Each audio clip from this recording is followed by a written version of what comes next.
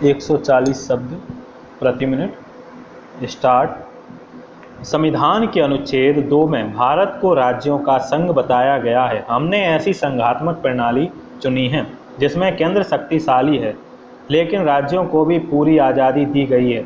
आज़ादी के वक्त भीषण हिंसा को देखते हुए और भविष्य में राष्ट्र की सुरक्षा व अखंडता सुनिश्चित करने के उद्देश्य से केंद्र को प्रमुख भूमिका दी गई है। हमारा संविधान ना तो संघात्मक है और ना ही एकात्मक। हमारा देश परंपरागत संघों से अलग किस्म का संघ है।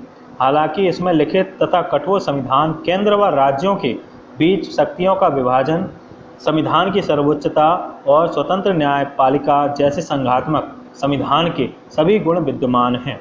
राज्यों को संविधान में स्वतंत्र शक्तियां दी गई हैं। वे केंद्र के नहीं संविधान के उपबंधों के अधीन हैं।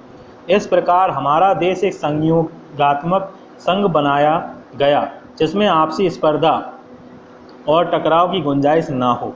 संविधान में अलग अलग शीर्षकों के अंतर्गत केंद्र राज्य संबंधों की व्यवस्था है। विधायी शक्तियों का वितरण, प्रशासकीय संबंध और वित्तीय संबंध, केंद्र और राज्यों के मध्य राजस्व का वितरण, इसी तरह प्रशासनिक विषयों के बारे में भी विस्तृत व्यवस्था है। राज्य की कार्यपालिका शक्ति का प्रयोग इस प्रकार किया जाए कि जिससे संसद द्वारा निर्मित कानूनों का पालन सुनिश्चित हो। केंद्र को इस संबंध में राज्य को आवश्यक निर्देश देने का हक है। अनुच्छेद 257 में कहा गया है कि राज्य और अपनी शक्तियों का इस प्रकार प्रयोग करेगा जिससे केंद्र के अधिकारों में बाधा न पहुंचे। इस मामले में भी केंद्र को जरूरी निर्देश देने का हक है।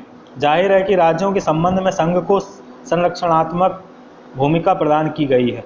अनुच्छेद 355 में कहा गया है कि यह संघ का कर्तव्य है कि प्रत्येक राज्य की बाहरी आक्रमण और आंतरिक गड़बड़ी से सुरक्षा करें और यह सुनिश्चित करें कि प्रत्येक राज्य की सरकार संविधान के उपबंधों के अनुसार संचालित हो रही है। इसके साथ अनुच्छेद 356 में यह भी कहा गया है कि यदि कोई राज्य संविधान के अनुसार केंद्र के निर्देशों का पालन करने में असफल रहता है तो राष्ट्रपति इस निष्कर्ष पर पहुंच सकते हैं कि वहां संविधान के मुताबिक शासन नहीं चलाया जा रहा है। अखिल भारतीय सेवाएं केंद्रीय सेवाओं से इस तरह अलग हैं कि अखिल भारतीय सेवाओं के अधिकारी केंद्र और राज्य सरकार दोनों में सेवा दे सकते हैं, जबकि केंद्रीय सेवाओं के अधिकारी सिर्फ केंद्र में सेवा देते हैं। संघ लोक सेवा आयोग प्रतियोगिता परीक्षा के जरिए अधिकारियों का चयन करता है जिन्हें विभिन्न राज्यों को आवंटित कर दिया जाता है। जिस राज्य में जितने पद भरे जाते हैं उनके 1/3 से अधिक पद गृह राज्य से नहीं होने चाहिए।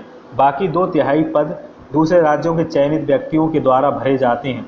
इस प्रकार प्रत्येक राज्य में अखिल भारतीय सेवाओं के 2/3 अधिकारी दूसरे राज्यों से होते हैं। राज्यों में अनुभव प्राप्त करने के बाद ये अधिकारी केंद्र सरकार में प्रतिनियुक्ति पर जा सकते हैं।